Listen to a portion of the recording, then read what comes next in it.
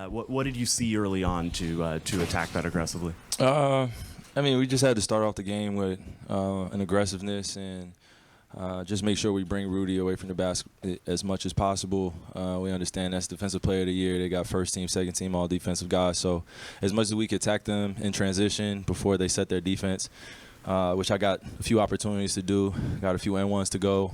So I was feeling good in the first quarter and just settling, where we are in this Western Conference Finals. A lot of anxiety, some nerves. I've been here before, so a little bit more poise on my end, just being able to start the game with the confidence and that aggression, It seemed like they were really working to take away threes, especially, you guys took 4 corner threes. It's vastly different than what you guys just saw against Oklahoma City. Yeah. How would you describe kind of the differences of what you're seeing on the offensive end?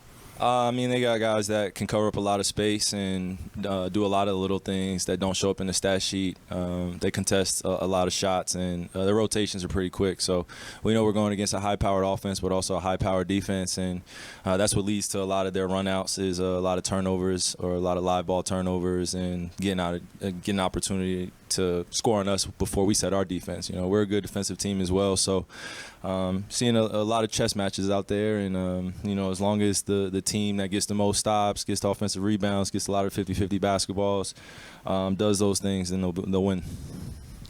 Kyrie, you talked about having experience at this stage, but it's been a few years for you.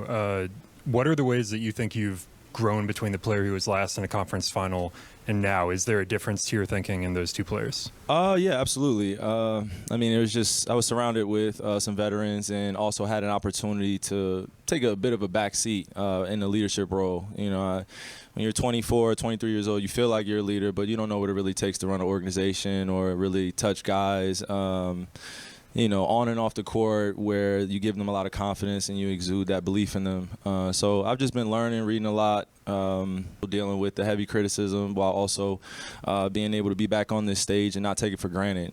These moments that I look back on my career where I've taken some pretty, tough losses, I've been able to respond, but haven't been able to get back over that hump, getting past the first round or the second round. So, just being truthful about where I am as a player, and then also knowing that I got to support my guys as best I can. And, it's just a new chapter in my life. I was a young man, and I think that, people were holding on to my words and things and actions that I did then. But I think now, being 32 years old, I've crossed over that mountain a little bit and been able to figure out that basketball is it's a sport I was meant to play. And in order to do that, I got to make other guys better, too. I can't just be out there scoring and worrying about me.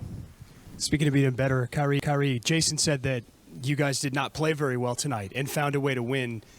Is there a benefit to that? Can that be something that benefits you going forward, knowing that you don't have to necessarily play your best game and you can still get it done and find a way to win here? Yeah, I think J-Kid's right. We didn't play our best game. We had moments throughout the game where we looked a little lackadaisical energy-wise in terms of our rotations, and they got in transition and they hit some big threes that we wanted to take away from them. So we have some correctables. We have some things that we can talk about tomorrow. But the object of this series is to get as many wins as possible, first to 4. While also respecting your opponent, understanding that they're going to give you their best shot in game 2. So we did something great tonight, but we didn't win the series, and we understand that. And we know that they're going to be highly motivated to beat us next game as they were tonight. But it just wasn't their night, it was ours, and we got to continue to do the little things that got us this win tonight. You obviously were rolling in the first half. It was kind of Luka's turn there in the fourth quarter. Mm-hmm. What did you see from him down the stretch there, and why do you think he was able to get in that kind of rhythm? I felt like Luka stayed positive, and at times when he reacted to turnovers or passes that didn't convert to baskets for us, I was just reminding him just to keep his head up and realize where we are in the magnitude of this. A lot of guys look to him for emotional stability and emotional strength. We know he's one of the best scorers of all time really now. He's proven it, and when he's going out there and not necessarily playing well offensively in the first half, I know in the second half he's going to be aggressive. And I think we've been able to figure out that 1-2 punch of just playing the point guard role, playing that main scorer's role, and just not lacking in other areas in the basketball game. He can do other things and I can do other things other than scoring. So when it's his time to score, it's my time to play defense and get up in my guy and contest shots and continue to do the little things that get us wins. And you've talked about Ant as being one of those kids with no fear. Yeah. You know, he's on TNT after Game 7 talking about, I got Kyrie. Yeah. You know, what did you think of that matchup and kind of that game within the game? Yeah, no, as a peer, man, I love that. I love it, man. It's nothing better.